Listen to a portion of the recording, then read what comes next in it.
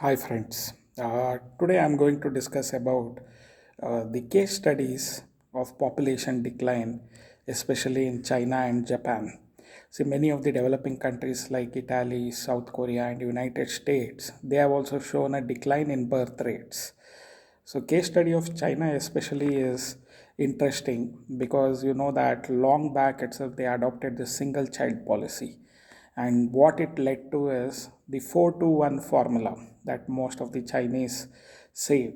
Four grandparents they usually have, two parents, and all of these, the four grandparents and two parents, are dependent on one child, and all this was because of the one child policy that China followed. So many of the world at that part of time they appreciated it, but it was a drastic measure that the Chinese government took, and they are bearing the fruits of it at present and the burden that goes along it. So, why is the Chinese population declining? The reason for that is the pre reproductive age group is very less, and already the reproductive age group was lesser than the post reproductive age group because of China's one child policy. So, as a result of that, single child policy also led to many parents preferring male child, and as a result, the female children were lesser in number. So, once they have reached the marriageable age, these boys, so they found the difficulty in getting married to the females because lesser number of females. This led to a very bad custom, that is the Kaili, they call it as, wherein it is also called as betrothal gift, wherein the groom has to give very expensive gift to the bride's family in order to marry her. So this was the one child policy was encashed by bride's family, and they usually ask for huge amount of money. The groom has to pay the bride price to demonstrate his sincerity and as a compensation for the family for having raised a daughter. So that is, so they all the parents who have given birth to a daughter are in a vantage position in the single child policy affected China. And this culture, just like in India, we had the issues of dowry earlier.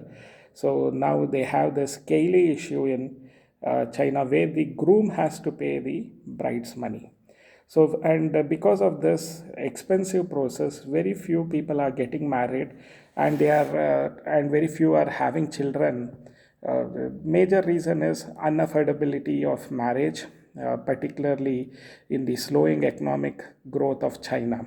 So Chinese authorities they are cracking down on these social issues like Kaylee or betrothal gift, even though it is difficult to eradicate from the population. So China's determination to raise the birth rate is by following the principles like increasing subsidies for the newborns, promoting marriage, uh, leave for workers, so maybe they might get a longer honeymoon vacation, relaxing rules to allow unmarried couples to register their children, so which was earlier not allowed. So these are the steps that the Chinese government has taken up to promote people from getting married and having children and having more than one child.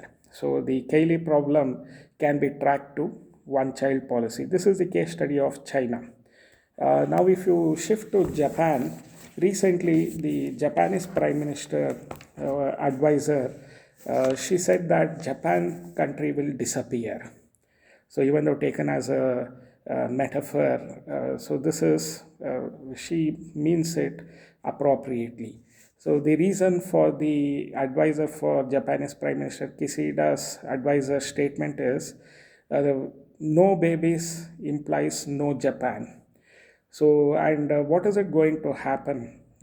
Is it leads to fall in the social safety net whenever already Japan's aging population is 29% of the total population. So, once the younger generations are lesser, so they have to pay more pensions and for the aged people, and lesser money availability for the younger generation. So the social safety net and economy of Japan will be affected by the low birth rate. So the number of babies born in Japan, it slumped down to a record low.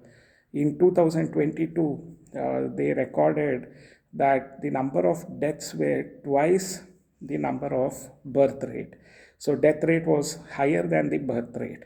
So that is based on the population. 8 lakh births happened in 2022 in Japan, and 15 lakh people died. So the people aged 65 and older at present in Japan are 29% of the population. So Japan has an aging population. The young women are opting not to have children or not getting married at all. So the reasons for this is the urbanization and modernization has resulted in very high living costs, difficulty to raise kids, and the traditional gender roles that women who have children have to stay back and compromise with their career, and in the process upbring the children. So that is also preventing the young women from getting married. So long working hours among the young generation leaves very little time at home. So this is one of the bane of it. So most of the countries implement 12 hours of work and higher and think that they are doing a great justice to the economy, but it is affecting the society at large, wherein the family life is affected. Family life also has to be there. A nation is ultimately decided by the family. The basic unit of a nation is the family. So the younger generation are not able to spend a greater amount of time in Japan, majorly because of the long working hours that they have. And the salaries are inadequate for supporting families. So the economic instability among this young generation is also one of the reasons for them not to get married. So, and also in Japan, Japan has been maintaining from long cultural homogeneity. They don't want their culture to be affected, and because of that, there is no immigration happening in Japan. So the elders of Japanese country, they blame the young to be very selfish and self-conceited, and they also blame them to have that romantic ability and the courtship abilities which are missing in them. That is what the elders feel. And also the elders are of the opinion that single women, rather than being an asset to the society, are a burden on the state. Now, the Japanese government, in order to overcome all these issues and to promote higher birth rate, they are determined to implement the following things like flexibility of work styles, flexibility in division of roles for household work, equality of employment opportunities, and the government is also planning to give tax incentives and financial benefits for couples having more children. If you remember in China, it is completely different from Japan. Earlier days, they were taxed more if they had more than one child, and they had to surrender the child. So all those were the issues. But now the same countries, they are providing tax incentives and financial benefits for couples having children. So the women's empowerment and birth rate policy both should go hand in hand together. So these are the things that the Japanese government is looking into. Also in Russia, you might have heard the President Putin saying that the Russian women should give birth to more children. That is because of huge loss of life during this Russia-Ukraine war. They have lost more than 1 lakh young men who were in the forefront of war. So because of which Putin wanted the earlier concept of USSR's Mother Russia to be there, wherein women who gave birth to more than 10 to 11 children were titled as Mother Russia, and they were appreciated. So these case studies of the surrounding countries is one of a learning process for us. So even in Indian population, most of the couples are ending up having only one children.